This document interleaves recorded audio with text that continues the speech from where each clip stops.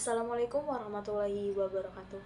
Halo, saya Dina Mustakima dengan nomor induk mahasiswa 08011182227052, Prodi Matematika Fakultas Matematika dan Ilmu Pengetahuan Alam Universitas Sriwijaya. Selanjutnya saya akan menjelaskan lampiran soal yang kedua, di mana di sini kita diperintahkan untuk membuat sebuah program menghitung jumlah deret Fibonacci yang dipangkatkan. Nah, di sini juga akan menggunakan sama seperti lampiran soal nomor 2, di sini menggunakan dua rekursif, yaitu untuk flowchartnya, di mana di main utamanya itu akan ada inputan variabel G dan L, terus akan ada perulangan for I sama dengan 0 to I kurang dari G. Apabila benar, maka akan dicetak pangkat 1,1 I, L dan akan berlanjut ke I++, kemudian balik ke perulangan. Namun apabila salah, dia akan berlanjut ke proses di mana sum itu diisi dengan 0 dan akan berlanjut ke perulangan berikutnya, di mana perulangan berikutnya itu for I sama dengan 0 to I kurang dari G. Apabila benar, dia akan berlanjut ke proses sum sama dengan sum ditambah pangkat I, L dan akan berlanjut ke I++ dan akan berbalik ke perulangan. Namun jika kondisi salah, maka akan dicetak jumlah. Untuk main rekursif yang pertama, start, di mana dicek kondisi Fibonacci itu jika M sama dengan 0 atau M sama dengan 1. Jika benar, maka akan pengembalian nilai 1, namun jika salah akan beralih ke Fibonacci F-1 ditambah Fibonacci F-2. Nah, untuk rekursif yang kedua, yaitu di mana akan dicek kondisi M sama dengan 0. Jika benar, akan ke return Fibonacci D dikali pangkat D, M-1, dan jika benar akan berlanjut ke return 1. Untuk pseudocode-nya, pada program ini kita akan menjalankan program utamanya terlebih dahulu, di mana yang nantinya hasil proses dari program utama itu akan dikirim ke rekursif dan akan dicek kembali, dan hasil dari rekursif ini akan dikirim kembali ke program utama dan akan dicetak dari program utama. Di sini menggunakan variabel G, I, L, sum, dan dengan tipe data integer, kemudian read G dan L. Untuk perulangan pertama for I sama dengan 0 to I kurang dari G, di mana di sini akan dicetak pangkat I, L dan I++. Jika sudah tidak memenuhi, akan berlanjut ke proses sum sama dengan 0, for I sama dengan 0 to I kurang dari G, dan di dalam for ini akan ada proses sum sama dengan sum plus pangkat I, L. Jika kondisinya sudah tidak memenuhi, maka akan dicetak sum. Nah, di sini untuk rekursifnya, variabel F dengan tipe data integer, di mana kondisi M sama dengan 0 atau M sama dengan 1 akan ke Fibonacci diisi dengan 1 return-nya, namun jika salah, return Fibonacci F-1 plus Fibonacci F-2. Nah, untuk rekursif yang kedua, menggunakan parameter D, M dengan tipe data integer, di mana kondisi if M sama dengan 0, maka jika benar akan return 1, dan jika salah akan return Fibonacci D dikali pangkat D, M-1. Untuk programnya, untuk memulai sebuah program menggunakan include useStream using namespace std, di mana di sini kita menggunakan rekursif Fibonacci, di dalamnya parameter integer f.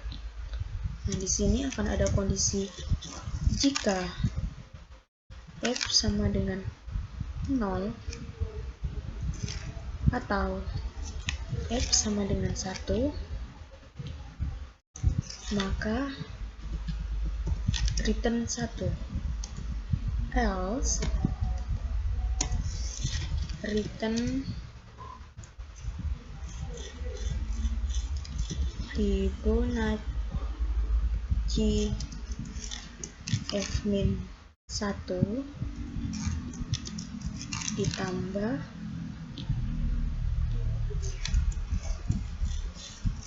Fibonacci F-2. Selanjutnya akan berlanjut ke rekursif berikutnya untuk in pangkat. Di sini kita menggunakan D, Z M, yang mana jika M sama dengan 0, jika memenuhi maka akan pengembalian nilai 1, namun jika tidak maka akan return Fibonacci D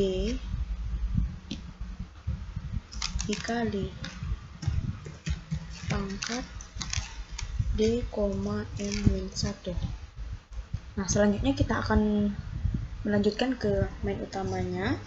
Di sini kita menggunakan inMain.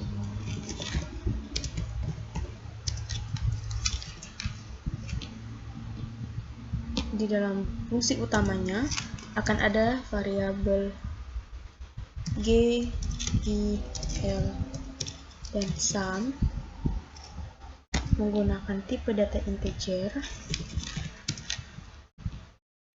Nah, di sini akan cout, masukkan batas deret,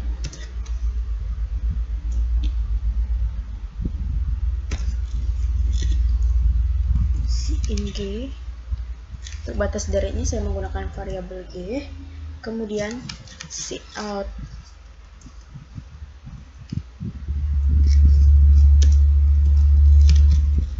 masukkan nilai pangkat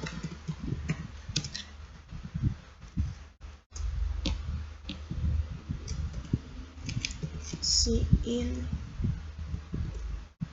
L. Kemudian untuk for yang pertama, for I sama dengan 0, I kurang dari G. Untuk perubahan I++, di mana di dalamnya sum sama dengan ini untuk cout pangkat dulu, cout pangkat I, L. Kita kasih space.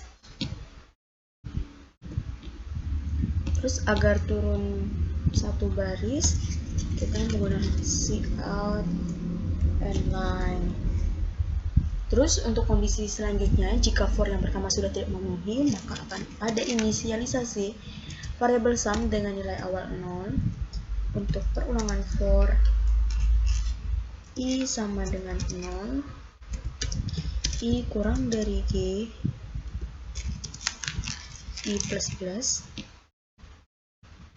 Dalam ini akan ada proses sum sama dengan sum ditambah pangkat dari I, L.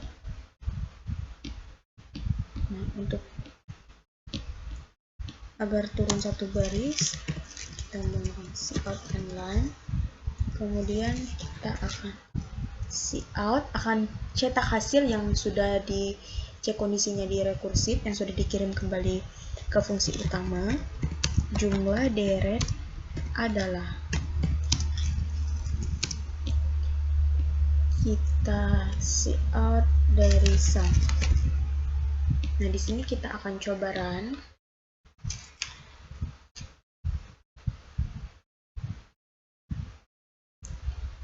Mohon maaf, ini lupa tanda titik komanya.